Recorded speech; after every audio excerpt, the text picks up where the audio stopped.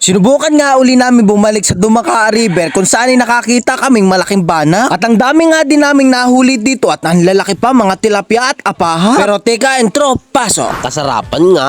Pagkalabas nga namin ng trabaho ni Joey Boy, kumain lang kami ng hapunan at dumiretso na rin kami dito sa Dumaka River. At habang naglalakad-lakad nga kami, kumuha na rin kami ng ipil-ipil dito sa daan para pamuna sa aming antipara. Para ba pagsisid mo ay napakalinaw ng antipara, pati malinaw din ng tubig. Bali guys, dun nga sa nagtatanong kung anong gamit naming flashlight ay ito po yung aming ginagamit na flashlight at ito din po yung ginagamit naming antipara. Ilalagay ko na lang po dyan sa baba sa ating basket. Bali guys, ang ginagamit namin ng flashlight na ito ay 2 years na sa amin kaya ganito na nga ang itsura. Pero talagang hanggang ngayon buhay na buhay pa at napakaganda pa rin ang ilaw niya. At ito naman sinusuot ni Joey Boy na antipara, ito yung tatak ay tempered at napakatibay talaga nito. At hindi po rin siya masakit sa mukha pag sinusuot. At pagkatapos nga ni Joey Boy gumayak ay ito mag-i-start na naman siya manisid. Nagkasana nga si Joey Boy ng kanyang pana. At sa mga oras na to ay mag-i-start na nga si Joey Boy manisid para makahuli na ng mga kasarapang isda. Bali guys, kami na lang pala ngayon dalawa ni Joey Boy ang magkasama. Wala kaming iba ngayong nakasama gawa ng biglaan tong aming akit ni Joey Boy. Hindi kami nakapag-akit kanina gawa ng may trabaho kami pareho. Kaya ayun, tamang kami na lang muna ng dalawa kasi hindi kami nakapag-imbita ng iba. At maya-maya nga lamang ay nakahuli na agad si Joey Boy ng kasarapang hito o catfish kung sa English.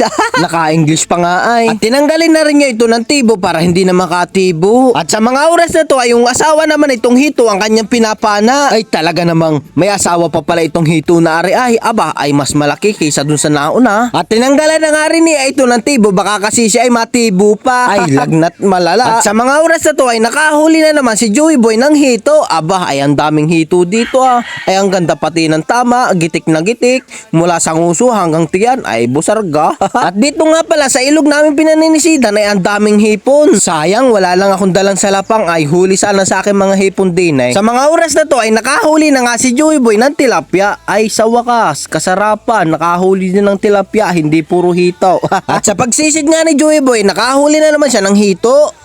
Nadali na naman ni Joey Boy ang hito, nakasarapan. Yeah. Oh.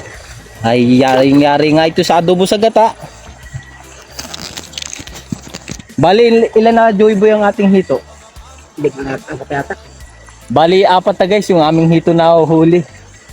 Wala pa kaming 1 oras dito sa ilog. Tapos tilapia bali 3 na. Hindi lang namin napakita yung iba. Kaya medyo malayo si Joey Boy sa akin eh. Medyo malalim-lalim, hindi man ako makalusong. At tinanggalan na nga rin ni Joey Boy ng tibo yung kanyang nahuling hito at baka makatibo pa Diretso na sa kanyang tuhugan, napakaba naman ng tuhugan na yun. Bali guys, yung kanyang pana, pag pinana sa isda, diretso na sa tuhugan, wala nang bunot-bunot pa. Diretso na doon. Kung tawagin dito sa amin ay buya. Bali guys, ano ba ang tawag nito sa inyo?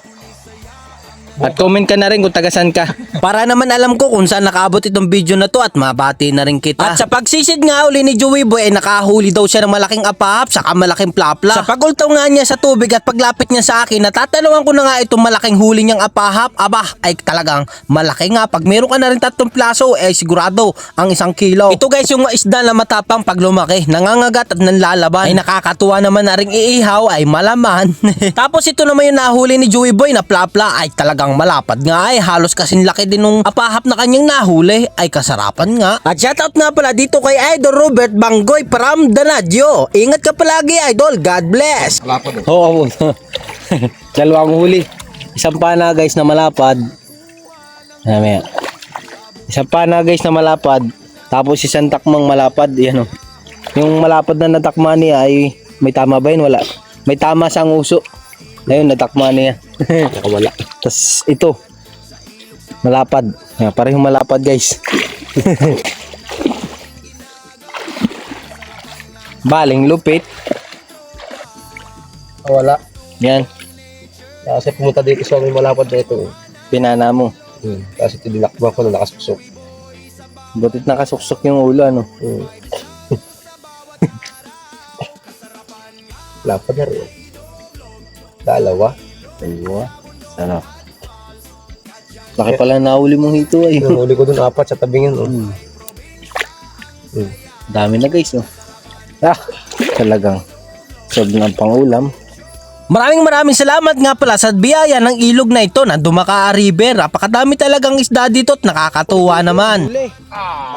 Dami na naman. Paldo na naman. At abot dito na lang ang aming video. Maraming salamat sa inyong panonood. Araw-araw, sipag lang. Patungo sa bukas.